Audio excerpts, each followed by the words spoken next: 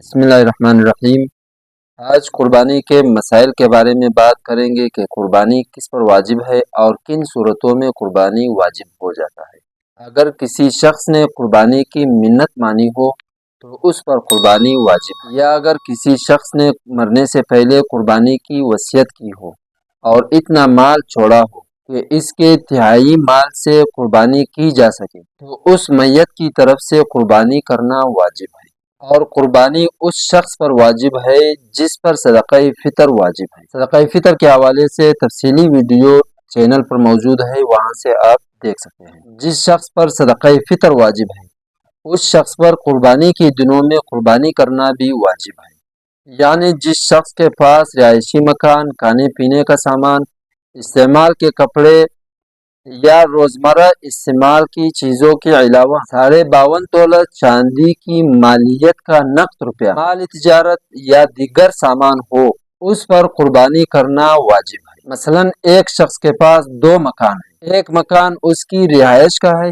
اور دوسرا خالی ہے تو اس پر قربانی واجب ہے، جبکہ اس خالی مکان کی قیمت 52.5 تولہ چاندی کی مالیت کے برابر ہو، یا مثلا ایک مکان میں وہ خود رہتا اور دوسرا مکان کرایہ پر اٹھایا ہے تو اس پر بھی قربانی واجب ہے۔ البتہ اگر اس کا ذریعہ معاش یہی مکان کا کرایہ تو یہ بھی ضروریاتی زندگی میں شمار ہوگا اور اس پر قربانی کرنا واجب نہیں ہوگی۔ یا مثلا کسی کے پاس 2 گاڑیاں، ایک عام استعمال کی ہے اور دوسری زائد، تو اس پر بھی قربانی واجب۔ یا اگر کسی کے پاس 2 پلاٹ، ایک اس کے سکونتی مکان کے لیے ہے اور دوسرا زائد، تو اگر اس کی دوسرے پلاٹ کی قیمت 52.5 تولہ چاندی کی مالیت کے برابر ہو تو اس پر قربانی واجب۔ عورت کا مہر معجل اگر اتنی مالیت کا ہو تو اس پر بھی قربانی واجب۔ یا صرف والدین کی طرف سے دیا گیا زیور اور استعمال سے زائد کپڑے نصاب کی مالیت کو پہنچتے ہو تو اس پر بھی قربانی کرنا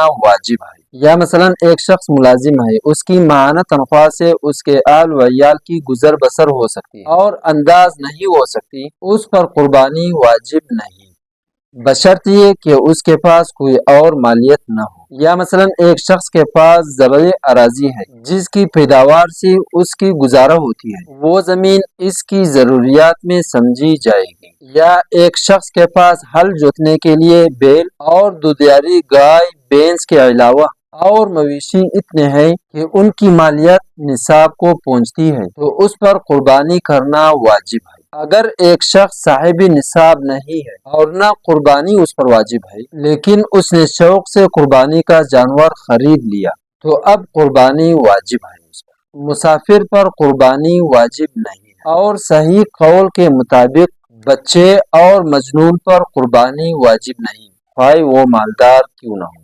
یہ تھے چند مسائل قربانی کے حوالے سے۔ اللہ تعالی ہمیں ان باتوں کو سمجھنے اور ان پر عمل کرنے کی توفیق عطا فرمائے۔